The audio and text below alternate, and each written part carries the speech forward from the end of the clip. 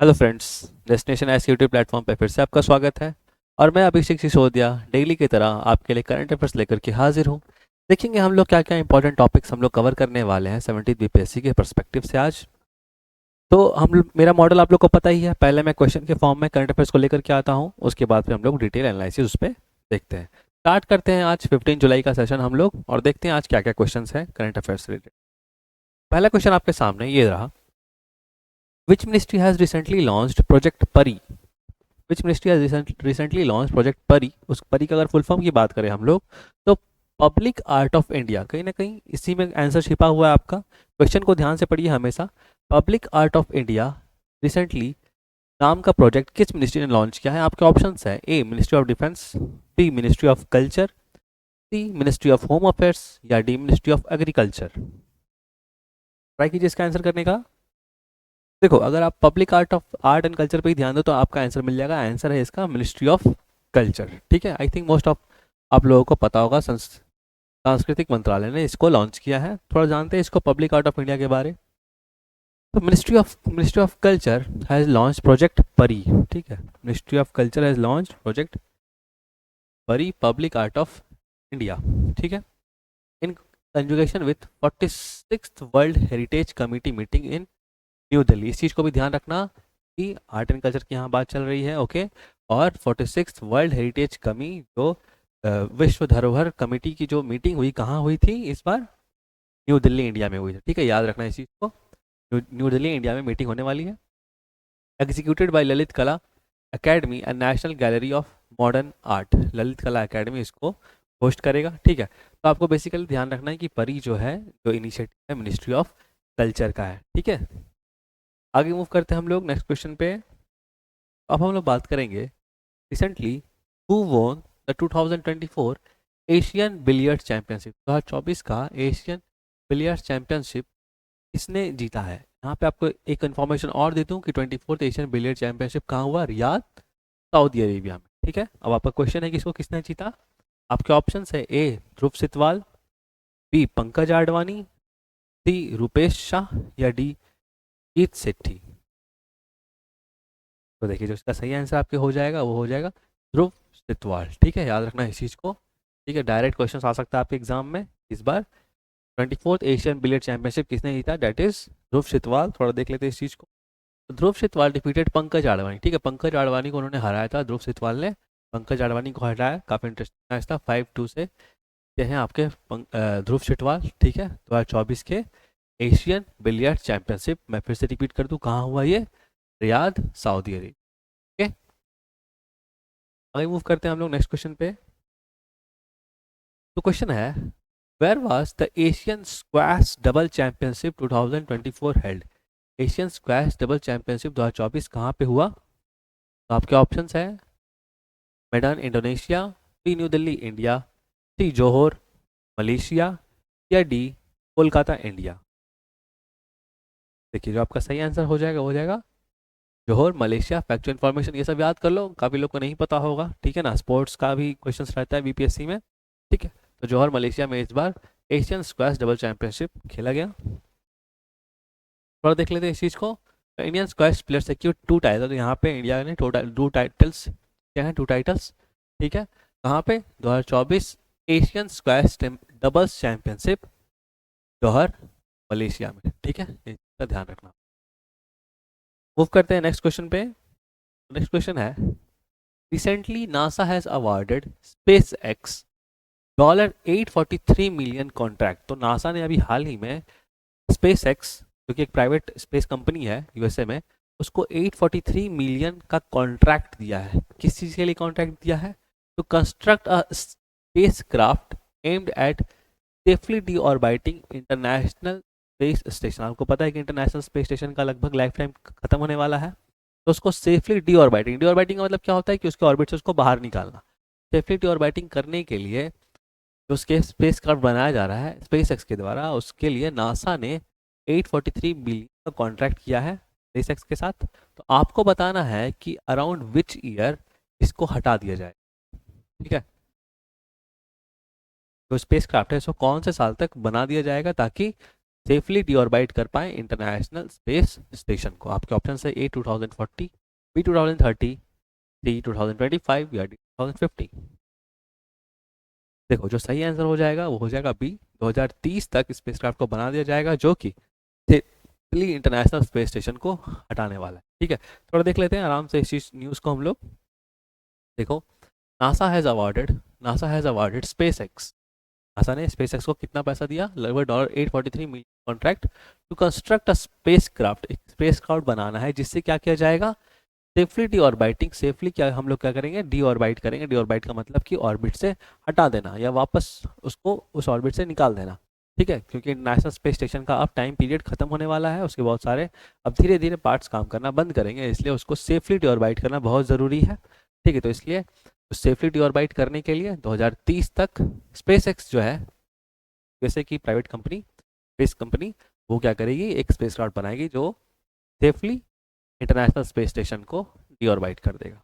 ठीक है, मूव करते हैं हम लोग नेक्स्ट क्वेश्चन पे। तो अगला क्वेश्चन है, which Indian navy ship has recently reached Pearl Harbor in Hawaii to take part in the 29th edition of RIMPAC exercise of the Pacific. Exercise ही बोलते हैं हम लोग रिम्पैक को, ऑफ द पैसिफिक एक्सरसाइज। आपको बताना है कि इंडिया से कौन सी नेवल शिप पार्टिसिपेट करने गई रिम्पैक एक्सरसाइज। आपके ऑप्शन है A INS Satpura, B INS Sahyadri, C INS Suvarna या डी INS शिवालिक। देखो जो सही आंसर हो जाएगा वो हो जाएगा आपका डी INS शिवालिक। ठीक है, इसका आप लोग ध्यान रखना, एग्जाम में किसी तरह से क्वेश्चन बनाया जा सकता है। तो क्वेश्चन ऐसे बन सकता है कि भाई रिम्पैक कौन ऑर्गेनाइज करता है, तो यहाँ ध्यान रख लो आप लोग कि रिम्पैक USA ऑर्गेनाइज करता है। ठीक है, हम लोग देखेंगे उसका बाकी इन्फॉर्मेशन ये भी है कि आपको कहाँ पे क्या किया, पर्ल हार्बर हवाई में। ठीक है, पर्ल हार्बर हवाई USA में, आपको ये बात पता होना चाहिए। ठीक है, और इंडिया की तरफ से क्वेश्चन पूछा जाएगा कि कौन सा शिप पार्टिसिपेट किया गया, या तो INS शिवालिक। ठीक है, ध्यान रखना है। थोड़ा देख लेते हैं और क्या क्या इन्फॉर्मेशन है। या मल्टी रोथ स्ट्रेल्थ फ्रिगेट। फ्रिगेट क्या होता है? फ्रिगेट देखो ऐसा शिप होता है जो एक तरह डिस्ट्रॉयर टाइप का होता है। ठीक है, जो जनरली वार में यूज़ करते हैं हम लोग या फिर निगरानी रखने के लिए। तो फ्रिगेट एक तरह का शिप का मॉडल होता है। ठीक है, बहुत बड़ा भी नहीं, छोटा भी नहीं, अच्छा खासा बड़ा होता है, तो यूज़ करते हैं। आप लोग ये मत समझना एयरक्राफ्ट कैरियर मत समझना, एयरक्राफ्ट कैरियर बहुत बड़ा होता है। ठीक है ना, उसमें मतलब कि फाइटर जेट्स ये सब कैरी करने के लिए होता है। ठीक है, वो नहीं है तो छोटा है, लेकिन अच्छा इसमें भी बहुत पावर होता है, डिस्ट्रॉय बहुत सारे मिसाइल्स इसमें भी लगाए जा सकते हैं। तो Indian multi role stealth frigate INS Shivalik, कौन सा शिप था? INS शिवालिक।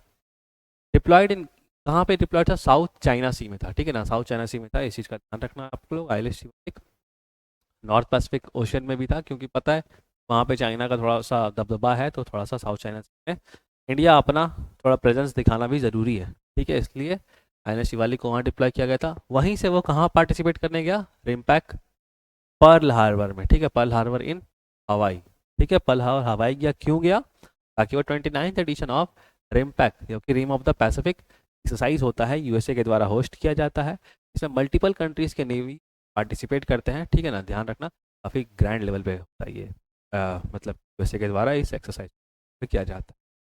ठीक है, आई थिंक यहाँ पे काफ़ी इन्फॉर्मेशन लिखा हुआ भी है कि RIMPAC is the world largest naval exercise. ठीक है, वैसे होस्ट किया। ठीक है, मूव करते हैं हम लोग आगे नेक्स्ट क्वेश्चन पे। तो अब क्वेश्चन है कि आपको बताना है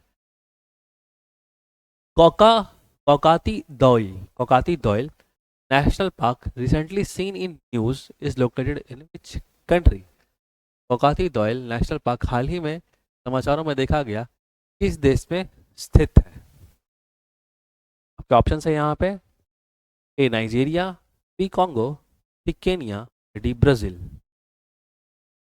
तो याद रखना कोकाती दोयल नेशनल पार्क पे है, कॉन्गो में है। अभी न्यूज़ में क्यों है हम उस चीज़ के बारे में बात करेंगे, आप पहले इतना जान लो कि कोकाती दोयल नेशनल पार्क कहाँ पे है, तो कॉन्गो में है। ठीक है ना, तो देखो न्यूज़ में क्यों। Protests have arisen against a Chinese company exploration licence. मतलब कि क्या है, चाइना की एक कंपनी है जो कि वहाँ पे एक्सप्लोर करने का इसको वहाँ लाइसेंस मिला। ठीक है ना, अब क्या काम क्या है, अब क्या प्रॉब्लम क्या है? देखो, कॉन्गोस कोकातुइल national park is a UNESCO site. तो कॉन्गोस कोकातुइल का जो जो साइट है वो एक तरह का यूनेस्को साइट है। अब वहाँ पे चाइना आपकी कंपनी वहाँ पे जाके एक्सप्लोरेशन कर रही, तो कहीं ना कहीं वाइल्ड लाइफ को तो प्रॉब्लम होगा, ठीक है ना। वाइल्ड लाइफ वहाँ पर्यावरण को अफेक्ट पहुंचेगा ना। इसी कारण से ये चीज़ यहाँ पे हमारा न्यूज़ में आ गया कि वहाँ पे बहुत ज़्यादा एंडेंजर्ड स्पीसीज़ हैं। और चाइना अगर वहाँ पे एक्सप्लोरेशन करने का चाइना को लाइसेंस मिल गया, तो वहाँ पे स्पीसीज एनवायरमेंटल कंसर्न्स काफ़ी उठ जाएंगे, भाई प्रॉब्लम होगा, बहुत सारे स्पीसीज मर जाएंगे, है ना। तो ये प्रॉब्लम को देखते हुए वहाँ पे तुम्हारा ये अभी प्रोटेस्ट चल रहा है, कहाँ, कॉन्गो के कोकाद्विल नेशनल पार्क में। तो आपको एग्जाम में क्वेश्चन पूछा जा सकता है कि कोकाद्विल नेशनल पार्क कहाँ पे है, ठीक है, तो आंसर होगा Congo. Okay, the park is located in Republic of Congo, ठीक है, याद रखना। आई थिंक यहाँ पे क्लियर हो गया पॉइंट आप लोग का। आगे मूव करते हैं हम लोग नेक्स्ट क्वेश्चन में। क्वेश्चन है, which ministry recently approved ₹56 crore for the conservation of great Indian bustard and lesser florican. Great Indian bustard और लेसर फ्लोरिकन बर्ड स्पीसीज, आपको पता है कि ग्रेट इंडियन बस्टर्ड तो बहुत ज़्यादा क्रिटिकल इंडेंजर्ड स्टेज में है, तो आपको बताना है कि इसको उसे कंजर्वेशन के लिए 56 करोड़ रुपये अभी कौन से मंत्रालय ने दिया। आपके ऑप्शन है, A ministry of environment forest and climate change, B ministry of agriculture, C ministry of finance, या D ministry of tourism. Hindi में अगर ऑप्शंस में रिपीट कर दो तो पर्यावरण, वन और जलवायु मंत्रालय, या फिर कृषि मंत्रालय, सी वित्त मंत्रालय, या फिर पर्यटन मंत्रालय। जो सही आंसर आपका हो जाएगा दैट इज, आई थिंक आप लोग गेस कर सकते हैं इस चीज़ को, एनवायरमेंट से रिलेटेड चीज़ है तो ministry of environment forest and climate change, ठीक है, कंफ्यूज मत होना आप लोग एग्जाम में, ठीक है। Of environment forest and climate change देख लेते हैं आगे। The ministry of environment forest and climate change आप represent of environment forest and climate ₹56 crore, 56 crore का लोन, अच्छा खासा पैसा है, ठीक है। Approve ₹56 crore for next phase conserving the great Indian bustard and lesser florican. तो कौन कौन सी बर्ड्स के लिए, ग्रेट इंडियन बस्टर्ड और lesser florican. Great Indian bustard आप लोगों को बता दूं बेसिकली राजस्थान और गुजरात के क्षेत्र में पाया जाता है, जनरली राजस्थान में ज़्यादा पाया जाता है, हालांकि अब इसका पॉपुलेशन लेवल काफ़ी ज़्यादा कम हो रहा है, ठीक है ना। प्रॉब्लम क्या होता है कि ट्रांसमिशन लाइन से ये बर्ड्स उड़ते उड़ते टकरा जाती है, इस कारण से उनका डेथ हो जाता है, क्योंकि ट्रांसमिशन लाइन दिखता नहीं है ना, बहुत रेयर केस में एकदम पास आती है तब दिखता है, तो टकरा जाती है उससे, डेथ हो जा रहा है। ओके, आगे मूव करते हैं। Nagarjuna Sagar Srisailam tiger reserve recently seen in located in which state, ये बताना आपको। नागार्जुना सागर श्रीशैलम टाइगर रिजर्व हाल ही में देखा, न्यूज़ में रहा, तो आपको बताना है कि कौन से स्टेट में लोकेटेड है। आपके ऑप्शन है, ए कर्नाटका, बी केरला, आंध्र प्रदेश, या डी तमिलनाडु। तो सही आंसर आपका हो जाएगा आंध्र प्रदेश, ठीक है, इस चीज़ का ध्यान रखना। सी आंध्र प्रदेश, देख लेते हैं क्या लिखा हुआ इसमें। और आफ्टर सेवरल डिकेड्स, काफ़ी दिनों बाद, द लोकली एक्सटिंक्ट इंडियन गौर, ठीक है, तो इंडियन गौर एनिमल स्पीसीज है जो कि काफ़ी दिन से एक्सटिंक्ट था, एक्सटिंक्ट मतलब नहीं मिला था, वो उसको देखा गया, तो काफ़ी बड़ा न्यूज़ यहाँ पे आ रहा है निकल के आपके नागार्जुनम श्रीशैलम टाइगर रिजर्व से। तो क्वेश्चन पूछ सकता है कि नागार्जुनम श्रीशैलम टाइगर रिजर्व कहाँ है, तो आंध्र प्रदेश में, ठीक है ना। वहाँ पे extinct Indian gaur has been spotted, उसको देखा गया है। Known as the largest and the tallest wild cattle, ठीक है, एक तरह का वाइल्ड कैटल है ये, तो बॉस गौर्स भी बोलते हैं। Is a native to south and south east Asia, south और साउथ ईस्ट एशिया में मिलके पाया जाता है, काफ़ी एक्सटिंक्ट मतलब एक्सटिंक्ट था, काफ़ी दिन से नहीं देखा गया था, अभी हाल ही में देखा गया इसको, कहा नागार्जुनम श्रीशैलम टाइगर रिजर्व में, जो कि आंध्र प्रदेश में पड़ता है, ठीक है। मूव करते हैं आगे हम लोग। अब क्वेश्चन है, सेंटिनल न्यूक्लियर मिसाइल, इसको ई कर लेना है आप, sentinel nuclear missile recently seen in news was deployed by which country. Very important, अभी ये क्वेश्चन को जस्ट आपके पिछले क्लास में डील किया गया है, आपको इसका आंसर कमेंट बॉक्स में कमेंट करना है। क्वेश्चन है, सेंटिनल हाल ही में खबरों में देखी गई सेंटिनल परमाणु मिसाइल किस देश द्वारा विकसित की गई है, आपको ये बताना है। आपके ऑप्शन है, A USA, B Russia, C India, या डी फ्रांस, ठीक है। आप काइंडली इसका आंसर कमेंट करें कमेंट बॉक्स में। तो ये आज का कुछ शॉर्ट एंड क्रिप्स वीडियो था, ताकि हम जल्दी जल्दी काफ़ी ज़्यादा इंफॉर्मेटिव चीज़ों को कर पाएँ, कि बीपीएससी का मॉडल ऐसा होता है कि अगर आप इन्फॉर्मेशन है आपके पास, अगर आप सुन भी लेते हैं, तो आप एग्ज़ाम में क्वेश्चंस को सही करने का क्षमता रखते हैं। अगर वीडियो अच्छा लगा तो प्लीज़ इसको लाइक करें, इसके प्लेटफॉर्म से ज़रूर जुड़ें, और अपने 70 बीपीएससी की तैयारी को और स्ट्रॉन्ग बनाएं। मिलते हैं इसी तरह के वीडियो में जल्द ही, तक के लिए thank you so much and take care.